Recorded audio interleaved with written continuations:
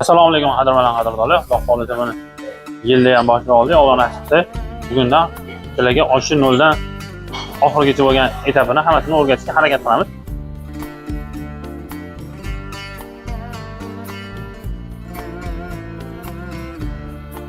Ma'lumot uchun aytib o'tamiz. Go'sht son qismida mana ancha quyonchiq bezi bo'ladi. Imkon qadar emas, buni olib tashlash kerak.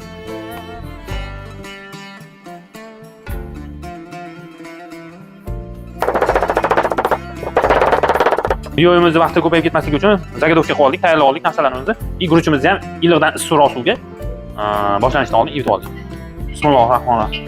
Qozonga yog'ni solib, dumbani solamiz. Imkon qadar sal pastroq olovda jizzani eritib olamiz. Dumbani eritib olamiz, jizza holatiga kelguncha. Jizzalarimiz ham tayyor, buni olamiz. Buni nomi xrustachki jizza. Sal baland qilamiz yog'iga. Keyin jizzadan qolgan qoldiqlarini mayda setkada yog'imizni tozalab olamiz, kuyib ketmasligi uchun. Hammaning usuli har xil. Biz suyga solib turib, keyin piyoz solamiz. Sababi piyozni o'zini solsangiz, piyozni suv borligi hisobiga o'zingizga otish mumkin. Xavfsizlik jihatdan. Yog'larimiz qizidi, xudo xolisa.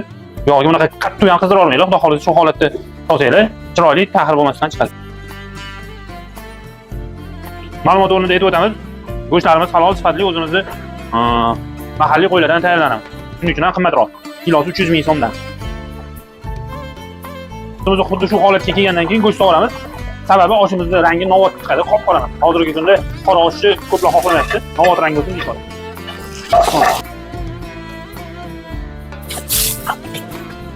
Go'shtlarimiz shu holatga kelgandan keyin savdini solamiz. Go'sht ko'p ham qovurib olmaylik, o'zi ham qorayib ketadi. Oxirida kuyganga o'xshab qoladi. Go'shtlarimizning rangini ko'rib olaylik. Xuddi shunaqa imkon qadar chiroyli qilib qovuramiz. 5 daqiqa qovurilgandan keyin tuz solamiz. Tuzimiz miqdori kilosiga 15 gramdan xolasida taxminan 2 kiloga 30 gram. Zirani ham xuddi shunaqa osh-oshudi 20-25 gram atrofida solinadi. 2 kiloga. Yaxshi garmdori. Garmdorini kilosiga men 2 tadan solaman. 2 kiloga 4 ta solasizlar. Shundan normasi ham bir xil bo'ladi. Achchiqroq bo'lsa, yana qo'shib olasiz. Tam ketadi. Savzimiz bilan go'shtimizni qo'rib oldik, shu solish jarayonida. Bismillahirrohmanirrohim.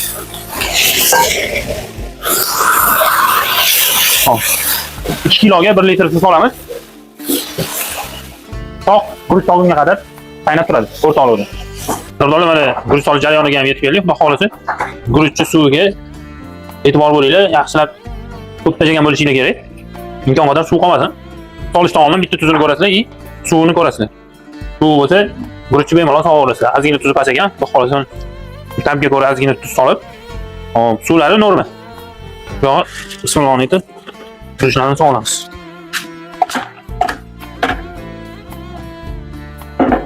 Xudo xolisa chiroyli qilib silab, erkalab 15 daqiqaga dumlab qo'yamiz. Olovni sal ko'taramiz. Imkon qadar yaqinroq ko'rsating. Qozonga suvi bu holatda bo'lishi kerak guruchni. Qaysi solingandan keyin guruch yarmigacha suv tutish kerak. Shunda yetarli norma bo'ladi. Yana bitta ikkita usuli bor. Buni jarayonda o'rgatib ketamiz. Suv bor yo'qligi qanaqa 15 daqiqaga damlab qo'yamiz. Buni damlaymiz deb aytib o'tdik. Bunga qo'shimcha kiritamiz. Qozonni yopganingizdan keyin balandroq olovda 5 daqiqa ushaysizlar, 10 daqiqa o'rta olovda ushaysizlar. Shunda guruchinglar bir xil yetilib oladi. Qizchilab guruchinglarga ahamiyat bering, yaqinroq oling. Xudo xolisa mana xuddi shu holatga keladi. Hammasi parlangan. Guruchlarimiz agar parlanmasa, chaqalga o'xshab qolib qoladi.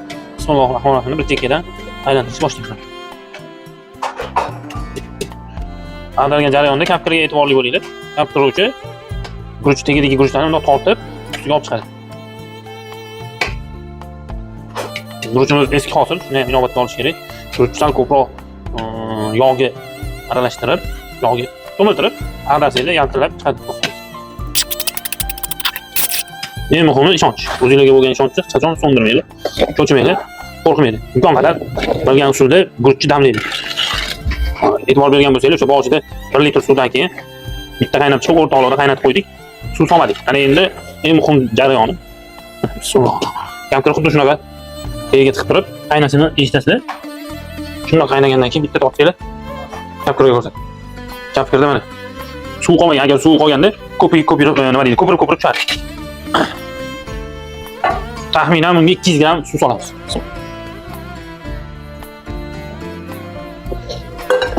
Zira tepamiz. Xushtamlik va maza berish uchun. Yana qarang zirani. Ishim to'da bo'lyapti. Xuddi shu holatda yana 25 daqiqa. 25 daqiqa qozonni yoqib qo'yamiz. Qadr bo'ldik. Endi ikkinchi jarayongacha 25 daqiqa dimlanib turadi. Olovni ham bitta ko'rsatib o'tasiz. Qaysi holatda bo'lishi kerak. Shu holatda 25 daqiqa turadi. Eng muhim jarayon xudo xolasa mana tuzini ko'rish jarayoni hisoblanadi. Shu holatda tuzini guruchimiz yetilgan yetilmaganligini bilib olsak bo'ladi. Xudo xolasa guruchlarimiz 90% yetilib bo'ladi ikkinchi ag'darish jarayonida. Bismillahirrohmanirrohim. Guruch yetilishlari me'yorida ozgina tuz sepasiz. Shu jarayonda xuddi shunaqa tarzda ta'bga ko'ra ozgina tuz yugurtirib guruchni erkalab me'yoriga keltirib olamiz. Imkon qadar mehr bering. Taomila shunday go'zal bo'ladi. Xullas, guruchlari ham, tuzlari ham nasib qilsa chiroyli bo'ldi. Endi yana 20 daqiqaga dimlab qo'yamiz, keyin suzib olamiz. Alloh o'zlaringiz yorug'lik yeganlarga savob bo'lsin, ibodatga quvvat bo'lsin. Allohu akbar. Bo'ldi, xudo xolasa buni endi chiroyli qilib suzib olamiz. Bismillahirrohmanirrohim.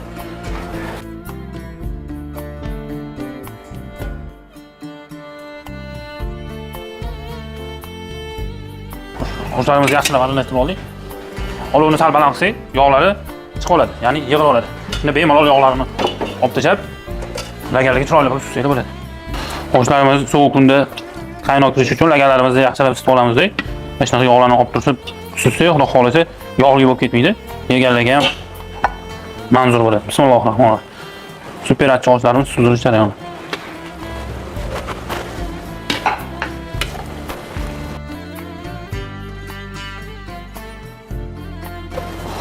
Oshlarimiz 2 kilolik oshlarimiz tayyor bo'ldi. Egalariga jo'natamiz. Xudo xolasa manzur bo'ladi degan umiddamiz.